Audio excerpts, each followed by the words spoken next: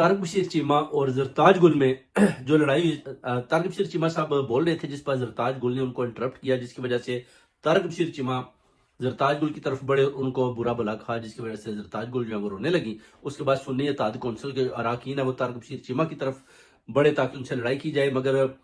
House of کی floor پر انہوں نے طارق بشیر چیمہ کو پکڑ کر باہر نکال دیا، اور ابھی پتہ چلا کہ طارق بشیر چیمہ اور ان کے درمیان راجنامہ نامہ ہو چکا ہے۔ انہوں نے بولا جی کہ میں house of the floor Zartaj Gul صاحبہ سے معافی مانگوں گا جو میں نے نازیبا حرکت کی یا مجھ سے نازیبا جو گفتگو میں نے ان کے خلاف کی ہے۔ تو یہ ساری چیزیں ہیں جو دیکھیں آپ کہ کیسے جو ہے نا وہ ایک دوسرے پر اٹیک کرتے ہیں، اور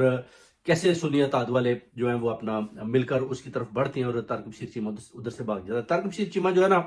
اس سے پہلے بھی دیکھیں کہ اس نے چودھری وجاد کی بھی بےزتی کی، اس کے پہلے اس نے 24 سالوں کو بھی بےزتی کیا، یعنی اس کا بھی جو ہے نا منہ بہت کھلا ہوا ہے۔ اس کو بیسیکلی سٹاپ کرنا پڑے گا۔ یہ سوال شیخ افضل مروت کے آگے بھی کیا گیا تھا، اس نے بولا اگر میں ادھر ہوتا